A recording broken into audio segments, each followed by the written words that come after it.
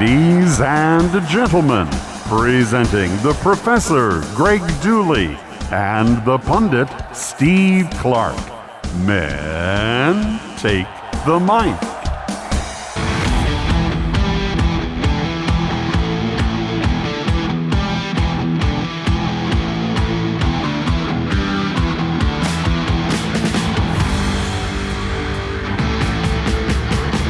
That's right, it's the Professor and the Pundit with Greg Dooley and Steve Clark. We're presented by Nick Hopwood, who's a certified financial planner, founder and president of Peak Wealth Management. Retire with confidence. Greg, great to see you again. What's going on, man? I'm enjoying the summer. It's been great. And speaking of solid, we've been getting some reviews coming in. My buddy Timmy Adams, TA. A shout out to you, Tim. Thanks for the feedback. Gave me a call, told me what he loved about the podcast. And we got another 5-star review, this time from Abe, who says the show is relaxing and informative. And he says he loves listening while he's riding his lawnmower and doing other things. Steve, that's your vibe. It is. And the show keeps me informed with all things Michigan and is very relaxing. Thanks, Abe. We love the feedback. We love the comments. But that's, Steve, that's your vibe, it's your sanctuary, if you will. It is.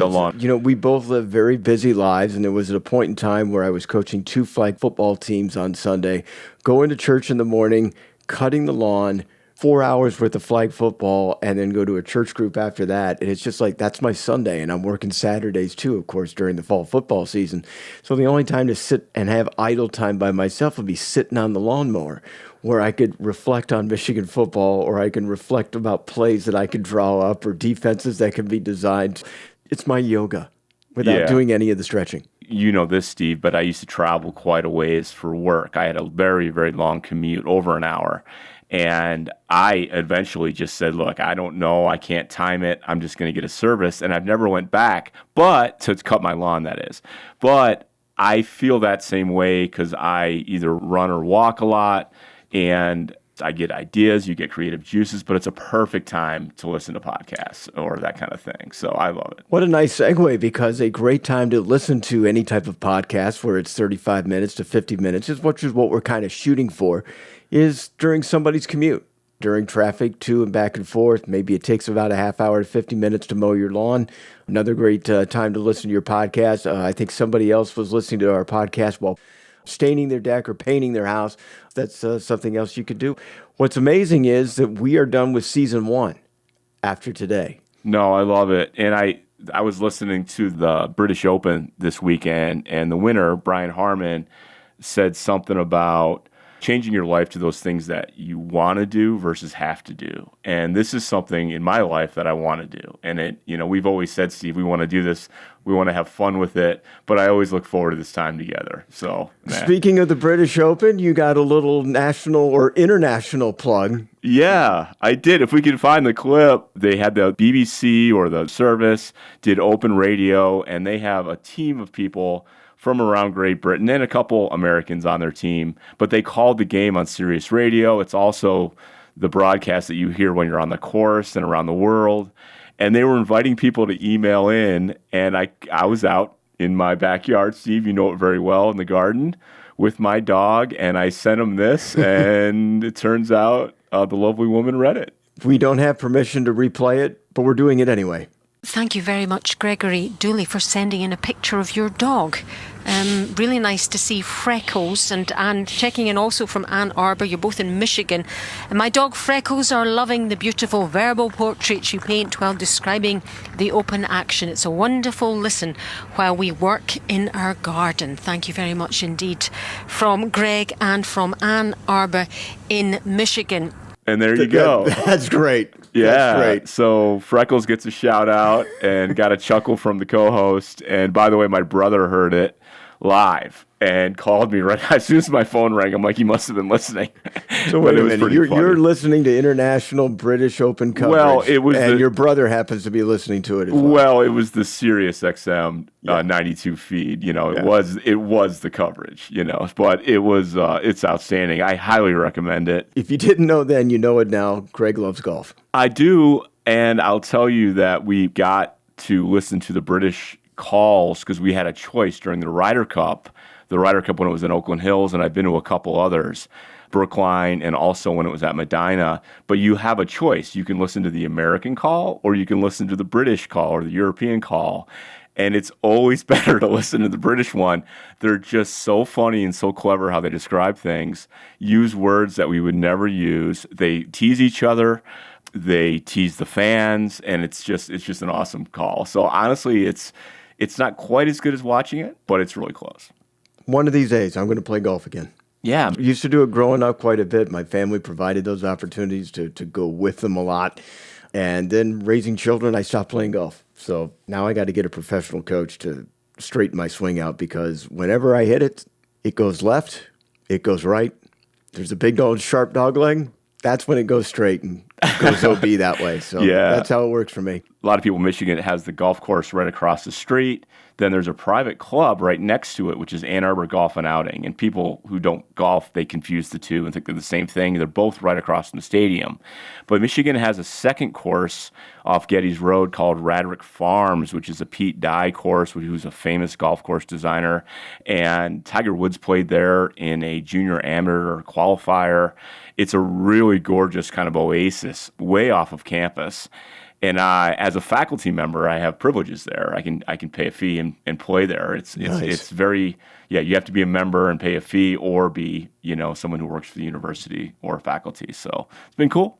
I'm not going to ask to be a guest, because I got to get my swing straightened out before I plead my case, because that would be a great course.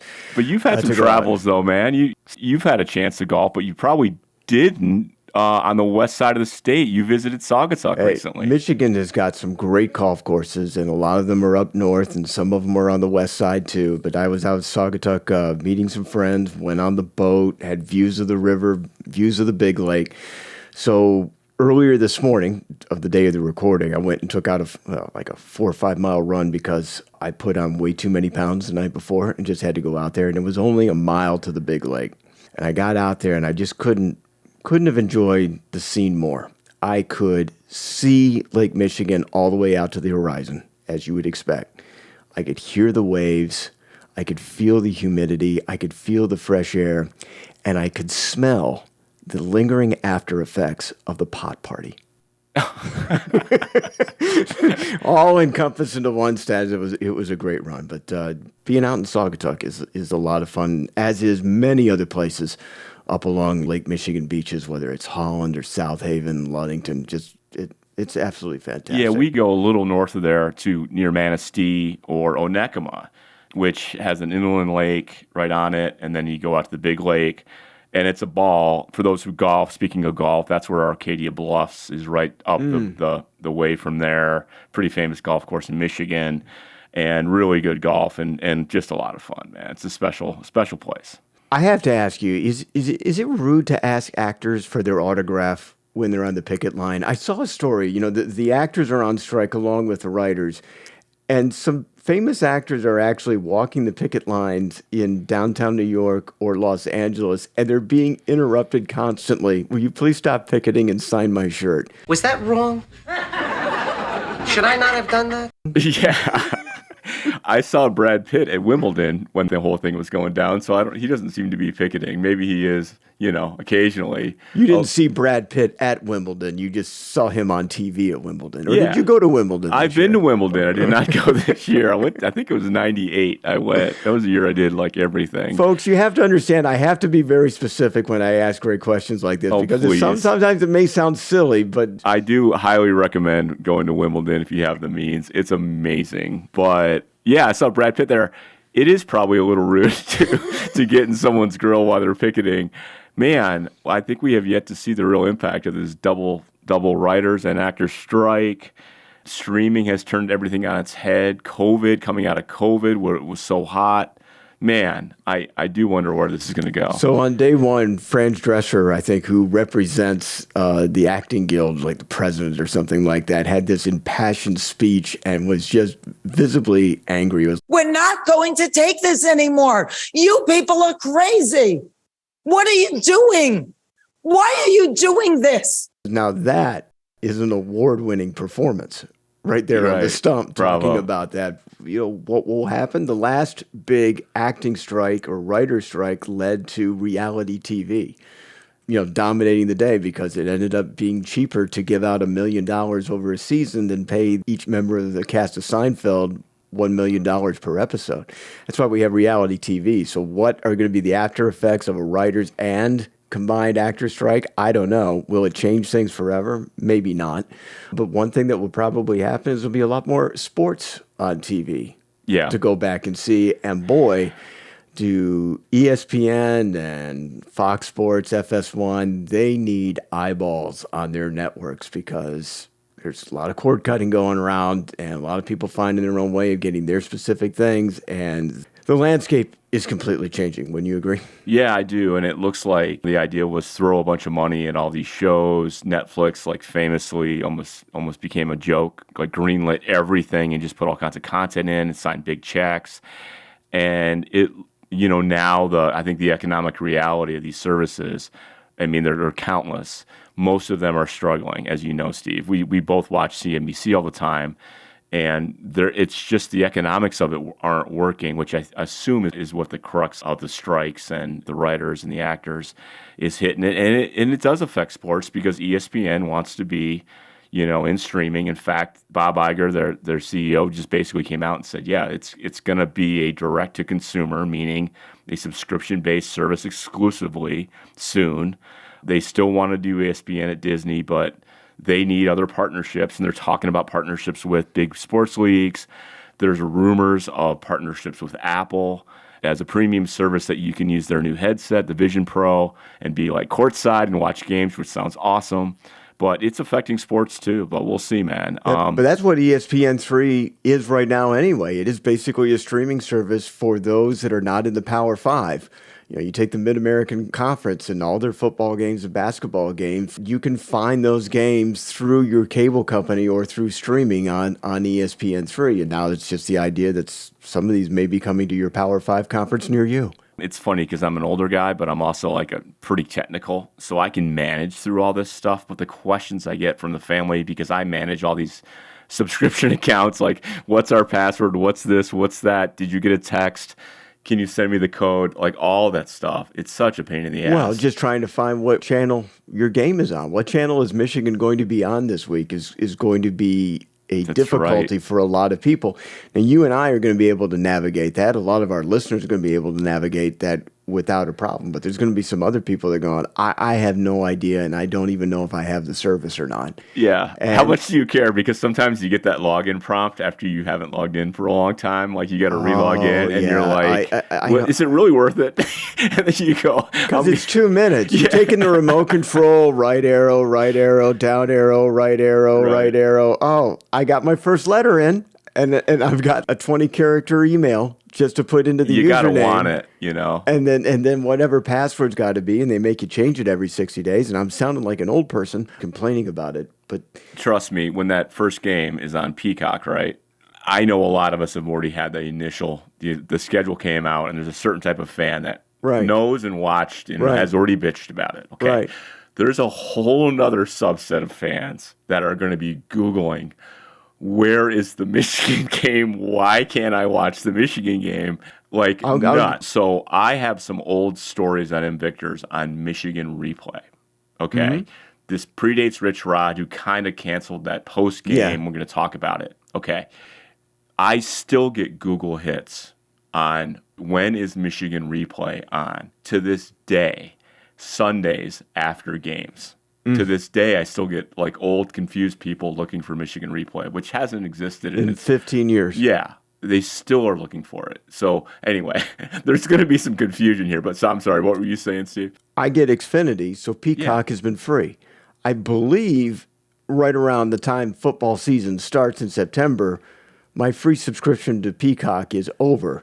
I'm not necessarily sure they've told me this, but I thought I heard that Xfinity users who had Peacock for nothing will now have to start ponying up to $5.99 per month if you want to see it. So I think there's going to be a lot of confused people that are going to say, hey, I used to get Peacock for free. What happened? Why am I all of a sudden putting in my credit card number? Yeah. Right arrow, down arrow, right arrow, number. Oh, I got the first digit in.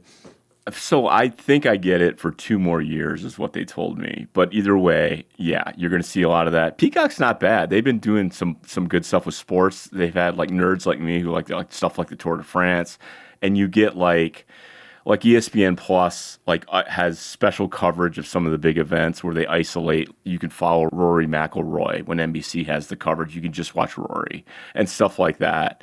But it's such a pain in the butt, Steve. They've got to make, and I know like there's things like, what's the aggregator? Roku, like where you have all the services and things like that, and you can kind of aggregate them. I feel like there needs to be a next level like aggregation of all these third-party services where it feels like you're just using your old school remote and just zipping around. Yeah, and you can flip back and forth. And then depending on the service, and we are definitely old men here, depending on the service, the rewind and the jump back features, which I use a lot, are better or worse. Like Prime, good luck, like rewinding or fast forwarding. It's difficult. Yeah.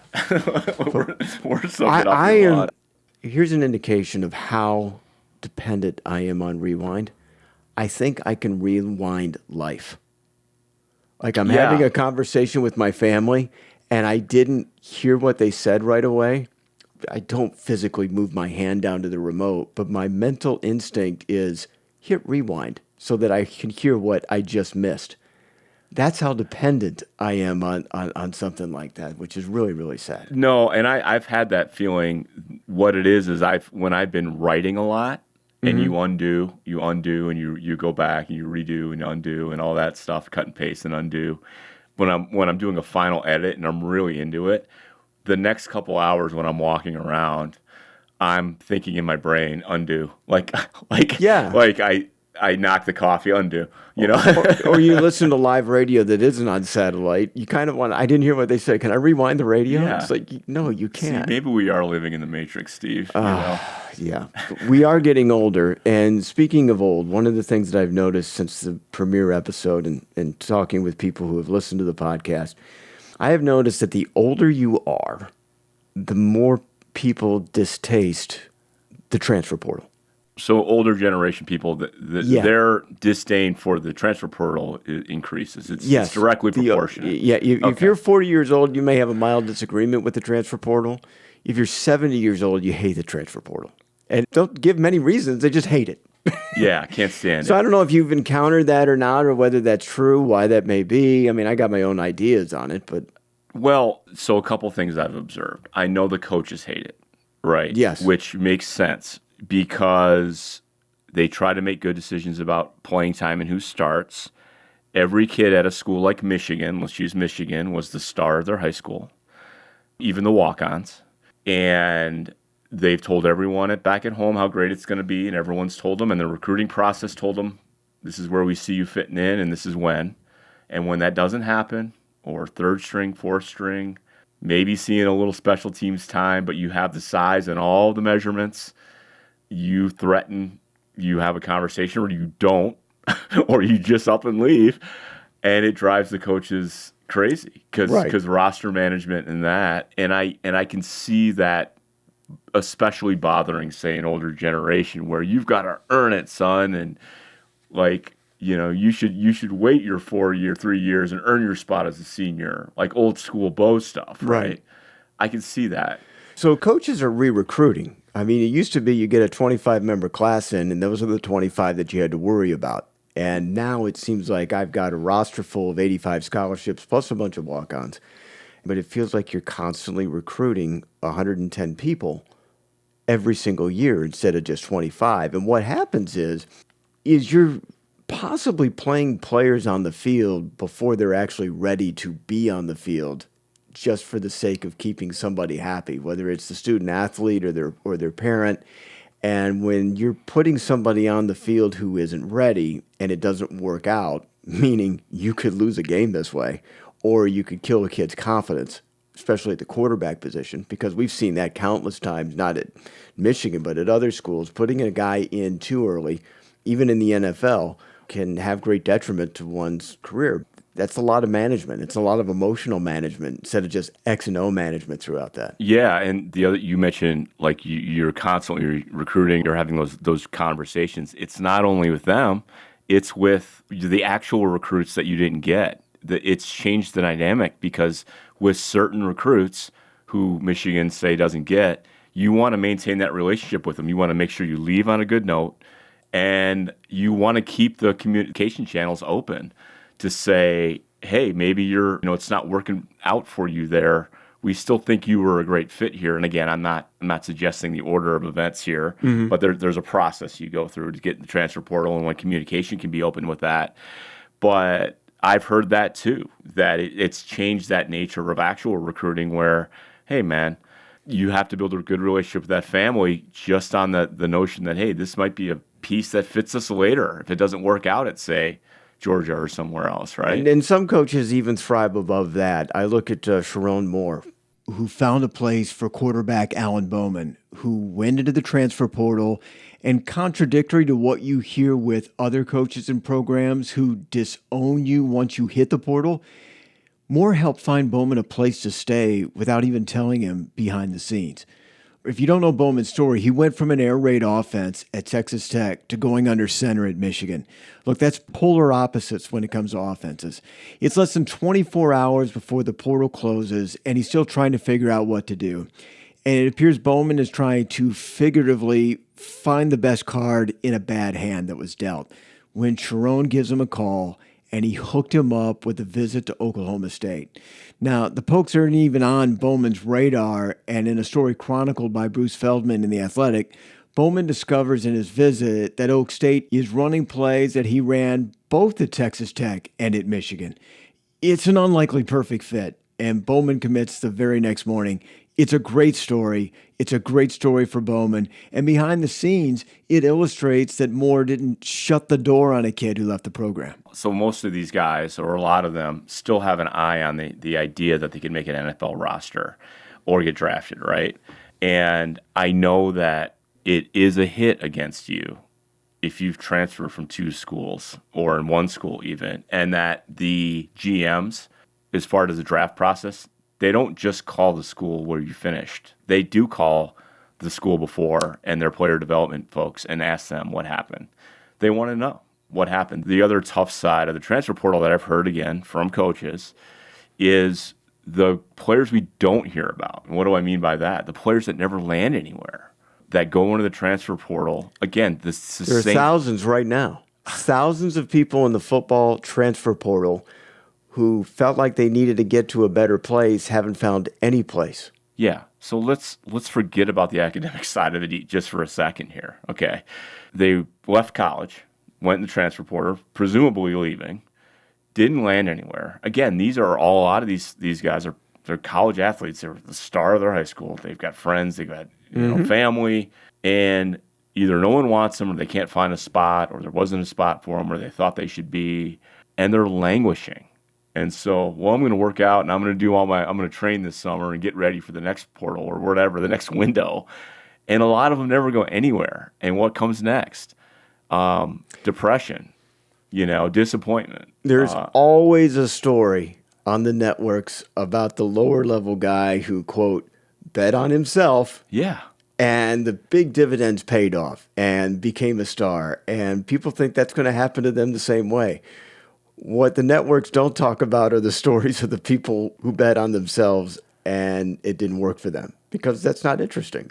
Yeah. But it happens way more often that way than it does the successful way. How do you bounce back from that too, as such a young person? Like, we've had disappointments in our lives and with our jobs and things like that. It just happens.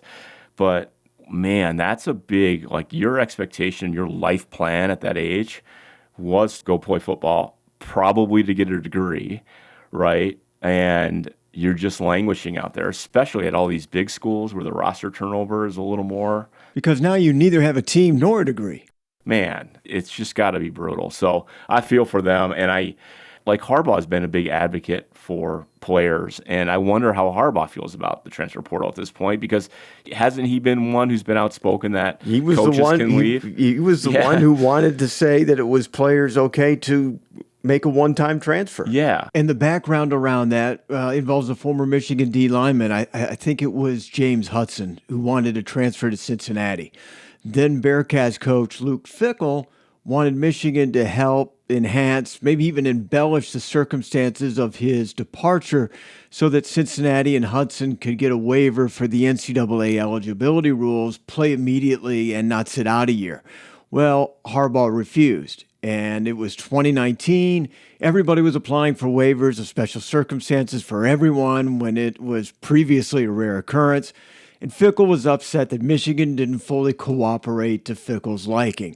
Harbaugh wasn't going to object to the waiver. He just wasn't going to stand on the table and demand the NCAA to grant it. Fickell went public about his frustration. Harbaugh went public back. And it's probably going to be readdressed once again on national TV when Michigan and Wisconsin finally play one another. They'll have the music playing in the background. But in the aftermath, Harbaugh said he believed in the one-time transfer rule without having to sit out. And a year after COVID, they eventually did that. Yeah, I wonder, there's probably some things you could do, right, to strike a balance here. There is that with the active roster, and I'm not playing, I'm leaving, kind of gripe that coaches have to deal with. Instead of sitting a whole year out, maybe, Steve, there's a smaller penalty, but there's pain if you do leave. I get why players, especially in this day and age, if coaches can come and go and leave and turn over their staff, and staffs have different ideas, and you saw what happened with Deion Sanders, like basically completely turning over the Colorado roster.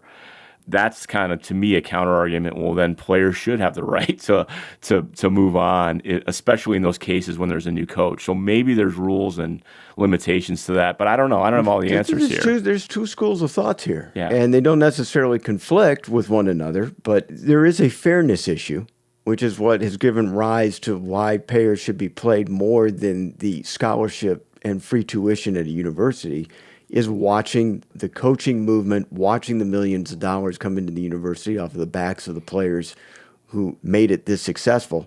That's the easy part. The part that we're getting back to at the beginning of this conversation about older people not liking the transfer portal is watching the college game is different for people than it is watching the NFL game. And it's even though it's the same sport, it's just two different settings, two different schools of thought.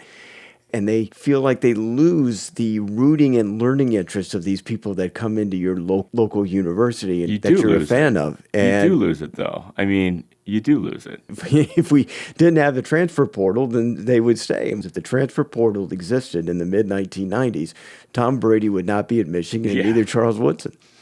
Woodson, really? Yeah, Charles Woodson would not, and Marcus Ray would not. Yeah, I know. They all would have left Michigan to go somewhere else. And Michigan would not have seen a national championship year that they did in '97. I mean, I think they understand that players should be paid, and that based on everything that they've seen elsewhere around the university and the coaches, but they would like to see their players stick around, and for better or for worse, for their own selfish interest. Oh yeah, no, I think that's simply put. It's a different version of the complication with all the remotes and the codes and the passwords that we have with streaming. I mean, the roster turns over. Who's this guy? Why is this guy out here? Who is this dude with this number? It's confusing to guys like us, but it's also kind of counter to our sentiments and how we grew up. We were joking on the way in, again, when we grew up, it was still, we're in Michigan, go to work at Ford, either on the line or in corporate Ford, get your gold watch or retired, when you're done and move on. That's kind of how I viewed the world, the working world growing up. We still have a lot of those sentiments. And by the way, I've seen our data, Steve. Most of our demographic is right squarely within our age. That's who our listeners are. That's what Spotify tells us. So, you probably are a get off my lawn kind of guy listening to this right now. Now, we welcome younger viewers and listeners, but that means it's halftime on The Professor and the Pundit with Greg Dooley and Steve Clark. And our sponsor, Nick Hopwood from Peak Wealth Management, has been sitting in the bullpen, chomping on the bit to be able to get inside here. And Greg, you and I were talking on the way up about HSAs and the discussions you've had with Nick. One of your favorite tools is the HSA, the health savings account. And I know this is another thing that you promote, tweet, encourage. Tell us really in a nutshell why you really encourage people to consider this. It's because of the triple tax-free benefit. And I honestly, as much as I love Roth, HSAs I love even more. People don't know about the HSA. People are not taking advantage of it. They're using it the wrong way. And it's a real opportunity cost. And I know we're talking about health expenses. It's like saying, I'm putting money aside to breathe oxygen. We all need it. 100%. Right? It depends on what your health insurance plan is, what you choose. So my family is relatively young and healthy. So we wanted to choose the option with the smallest premium and the largest deductible. So these types of plans are eligible for a health savings account. And so we choose an HSA compliant or eligible plan. So that's the first step. Then you go to your HSA provider. I use hsabank.com. And then they link to Ameritrade Schwab for the investment piece. When I put the money in, it's tax deductible.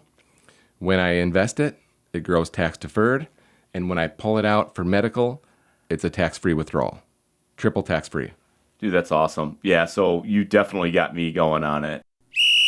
Greg, we were talking about transfers, and the Wolverines are bringing in a bunch of quality guys from the portal this year and in positions of need, and for that we're very grateful. But Michigan also lost some high-profile players on their own team as well. Cade McNamara and Erick all.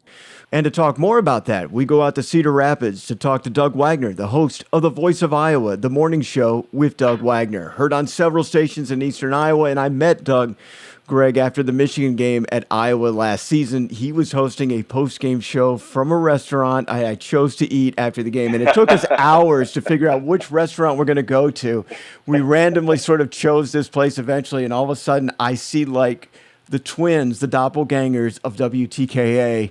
It was amazing. I remember you told me this. That's awesome. Well, Doug, thanks for joining us. This is cool. This is so cool. Yep, you're on The Professor and the Pundit. And Doug, I got to ask right away about your feelings about how Cade and Erick are doing in Iowa City.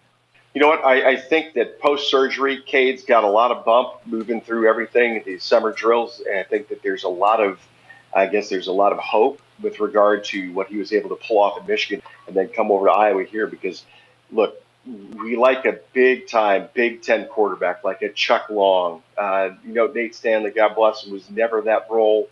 Jake Rudock, who you guys pirated for his graduate year. Thanks a lot.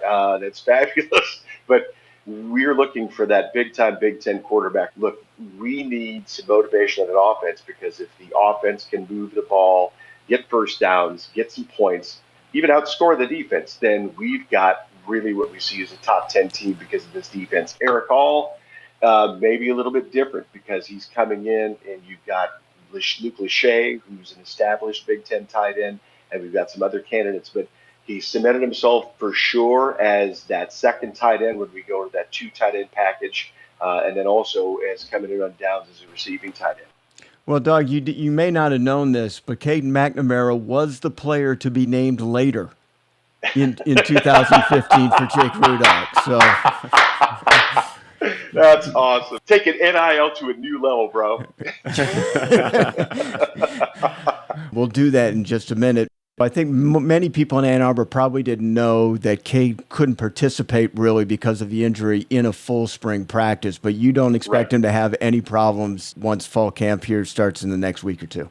No, there's no expectation right now out of the Iowa camp that that's going to happen. And it's something that I think that, coming in, you have that surgery, you make sure that everything goes correctly. You don't want to rush anything. So I think the doctors, the training staff, and the coaching staff all making sure that everything is going to be set for that September to start up against Utah State. Well, Cade didn't burn any bridges. He lost the starting job to J.J. McCarthy, but, for us here in Ann Arbor, who have spent years trying to get back to a Big Ten championship level, had not won an Eastern Division yet since the formation of divisions, I sort of felt that Ohio State was in Michigan's head, and Cade was the guy who was leading the troops. And he isn't the 5-star quarterback, but he has the mental game just as good as anybody, and he got the most out of himself, and he got the most out of the players. Greg, do you agree with that assessment? I agree. I think there are some people who are bitter that he left, but very few. Most people are just grateful for what he did. And there were a couple veiled shots on the way out, but I wouldn't say a bridge was burned. As someone who studies the history of this program, how can you look back at what he did and what he brought to this fan base other than to say thank you and good luck. And that's the way I see it. Oh, as a freshman as well. I mean, you had, a completely different type of quarterback as opposed to, and blanking on his name, Shoestring. I mean, he was the guy that was just running all over the place, and you could never keep your hands on him. You could never keep your eyes on him. I watched Black Adam the other night, and it was like watching that again, because the second you went to put your arms around him, all of a sudden he disappeared to another one. Cade McNamara, completely different type of quarterback, but still that leader that they needed at that point in time for Michigan football. And then the injury happens, and then for him, it's a fortuitous set of circumstances. The big thing coming from Michigan ball into Iowa ball is that now you've got Brian Ferentz. He's got a target on his back. He's got he's got a points per game. He's got a number of wins per game. There are probably some other statistics that they're talking about. He's got to produce, and Cade McNamara is going to have to be the one who's got to produce it, because again, your defense is not going to be able to score 21 points a game every game. The O's got to do something. So those numbers, are they realistic in your mind? They seem realistic in my mind, and I also wonder, are they really going to hold it to him? Is that how it's structured? Does he have like metrics? Yeah, he's got goals, but they didn't necessarily say they were going to outright fire him, did they? No, it's a year to year based on the metrics. So I think that maybe he hits some of the metrics or gets close. I mean, it's probably going to be fudged. But here's the other thing too: we are undergoing a change in leadership in our athletic department because Gary Bard is retiring. They have an interim athletic director who, I believe, is at Bowling Green, Ball State, a couple of different places. Ball State, sorry, thank you very much. But she's she's a powerhouse. They've got a lot invested in her. I don't know. And I'm not going to say anything negative, but I don't know the relationship that she has with the head coaching staff and the other coaches at the University of Iowa in football because of where she was before. But I can only imagine at this point that it's going to be a subject of some scrutiny because it's a fresh athletic director, even though in the interim. But, guys, it just feels like she's going to be the full-time once they get this whole thing moving. And it's going to be something where the O's going to have to put up some numbers. Otherwise, you're going to have something that's going to have to happen. In for me, again, I think that Brian Ferentz really is going to have to lean on the quarterback and even Erick All at that point too, because you've got this issue where the tight ends really drive this offense, especially with some of the wide receivers having transferred out. You've got good offensive backfield at this point. I think McNamara is going to be the key to that whole thing working out, not only for the offense, but also for Brian Ferentz as the assistant head coach and the offensive coordinator. The good news is you now got two tight ends instead of just one. You're used to having two tight ends performing your offense. The running backs, they had a down year. Your offensive line had a down year. They have a chance to bring that back up, account for those numbers. And I think there may be no person seat hotter, even a head coach seat. The biggest hot seat in college football is the offensive coordinator at Iowa because it's Brian Ferentz, the son of Kirk. I'm not breaking any new ground here. The nepotism that has been written about and talked about, for the last few seasons, has a win over Ohio State that has kept him employed, that and his dad, for quite some time. So I think it can happen. One other question about on the field, Spencer Petras, your starter by default for the last few years, is a player coach on the roster. And I think I was trying to do the nice guy move, seeing that Spencer maybe wanted to involve in coaching. They can help pay for his graduate degree. But if he's a player/coach, is Cade or anybody going to be listening to Petras during this season? They better be, because Petras is good with X's and O's. He always has been. That's one of the things about Iowa quarterbacks, and I think you can go to Jake Rudock, same thing. They're good with the play design, the play development. I think that for Petras, because of the speed, times some of the injuries, maybe the execution was lacking, but they've got it all between the ears. And I think that's one of the things, because Cade is so young, that somebody like Spencer Petras is going to be able to import some of that knowledge to him as far as Big Ten defenses, as far as different schemes, and then some of even the wild card things that go on as far as different downs and distances exactly what you can look for as far as weaknesses in the defensive formations.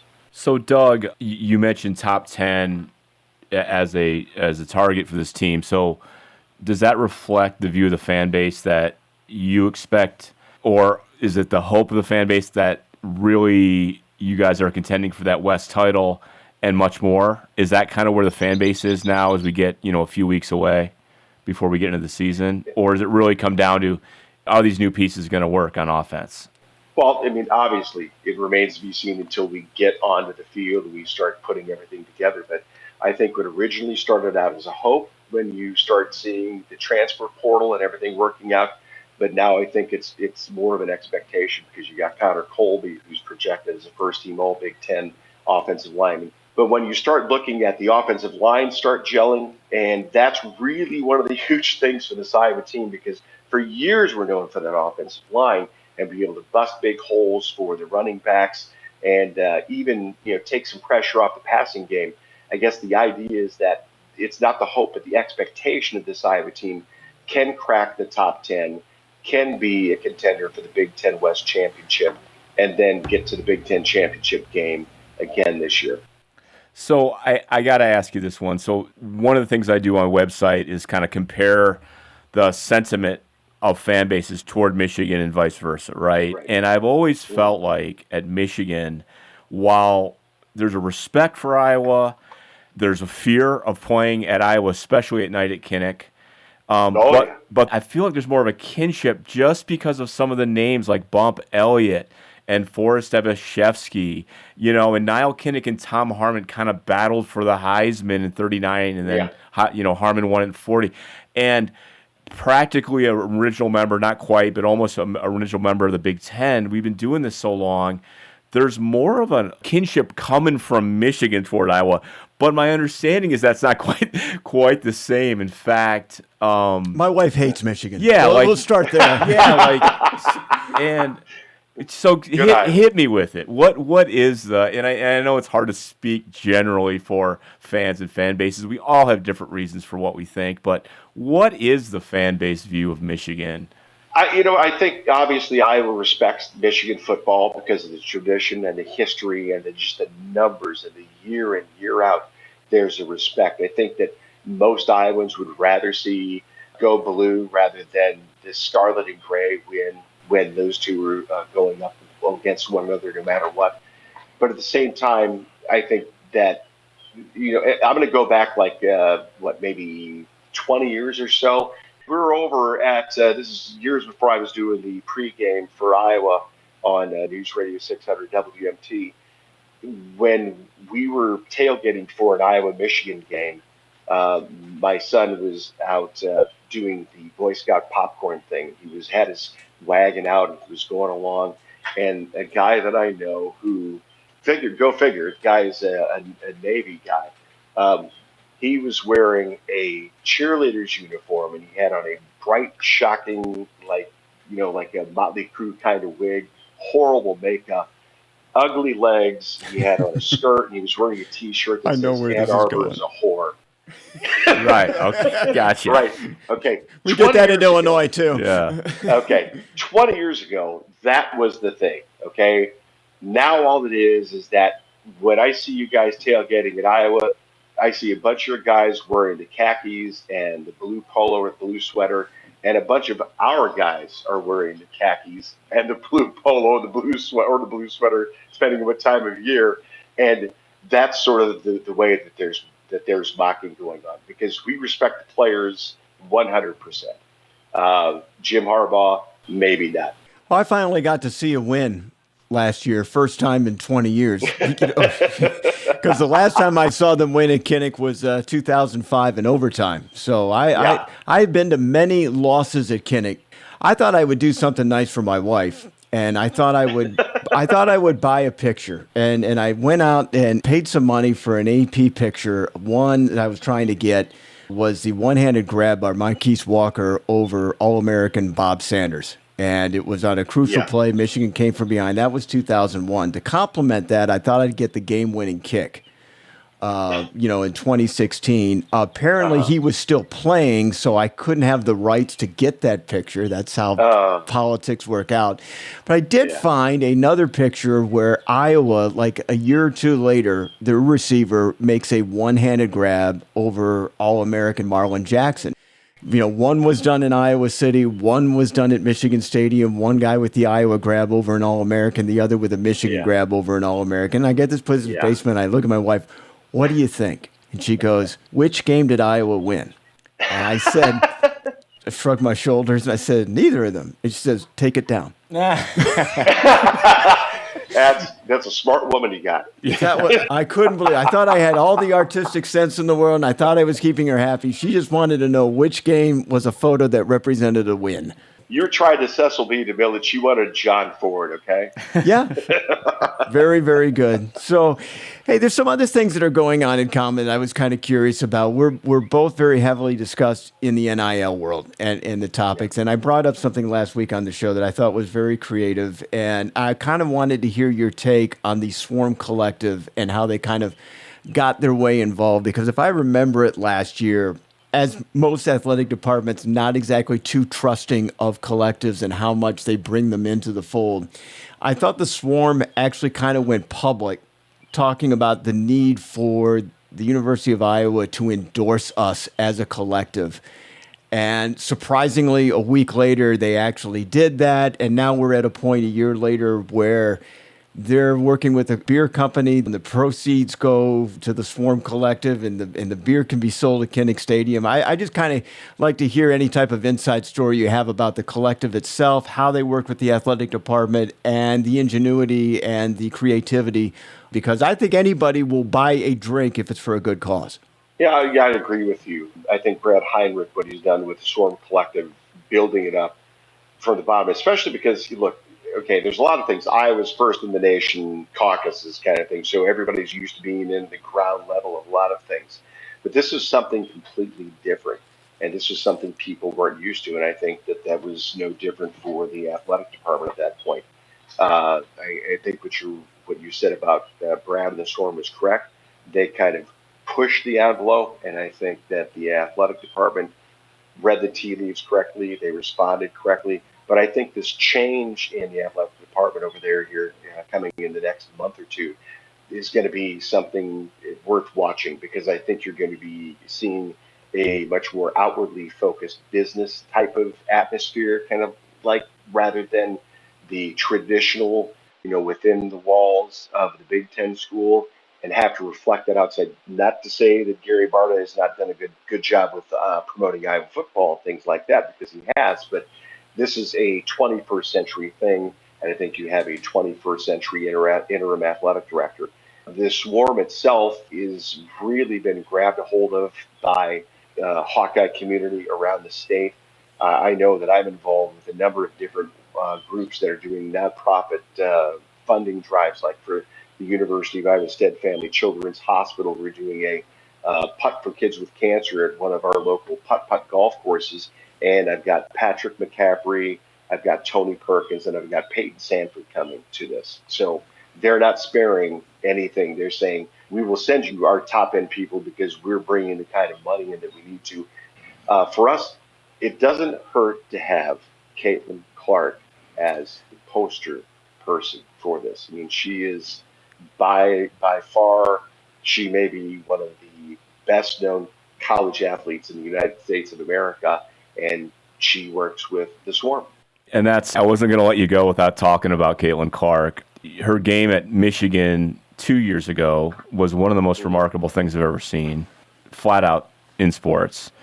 I'm curious what that vibe is with her around there, because it's definitely transcended the Midwest, what she's doing and her skills.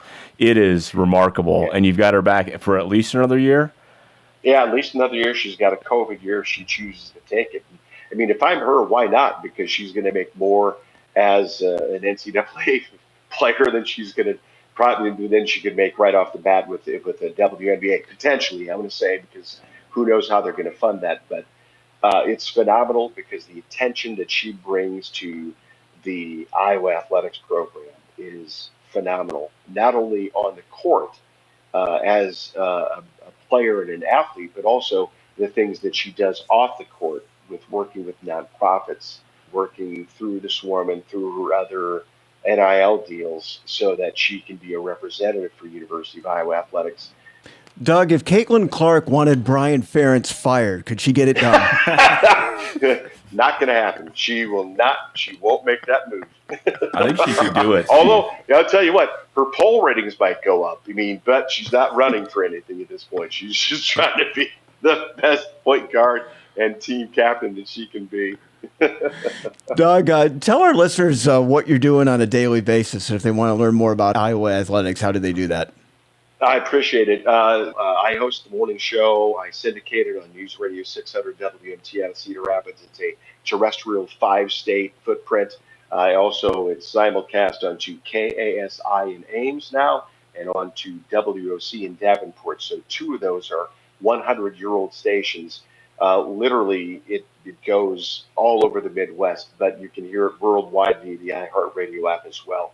Come football season, 3 hours prior to the kickoff, we are at home games at the corner of Melrose and Melrose, directly across from the IOWA, right on the corner of the stadium at Melrose and Melrose opposite us. And we broadcast the Bumper Brigade for an hour.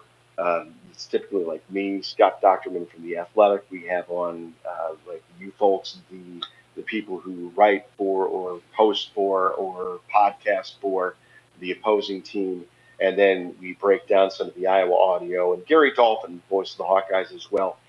We kick it over to Learfield for the pregame for 2 hours, kickoff, and then postgame. We're at Hudson Southside Tap in Iowa City for the postgame. We take calls, we take texts.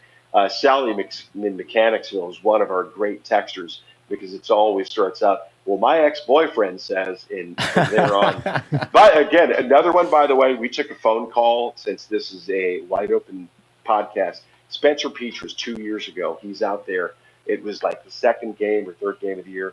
Petras did well, fabulous, lights out. He gets out there, get a phone call. Let's take so-and-so from Muscatine. Said, hey, I just want to give it to Spencer Petras. The guy's fabulous. He was hitting everybody, dropping dimes. Receivers were catching balls, making fakes the way it would be. The guy's just a supreme athlete. 6'5", 255 pounds. He's got a 9-inch lap hog. The guy can't be beat. And I heard 9-inch lap hog. I'm reaching for the button to dump him. I'm going, I can't do it because he didn't say anything bad. Very that nice. Gets replayed in our offices every Friday before Hawkeye football games. I think this is why our post-game host, Ira, stopped taking calls. We run with them, man. We love the calls. We love the text because there's plenty to talk about no matter whether you're winning or losing.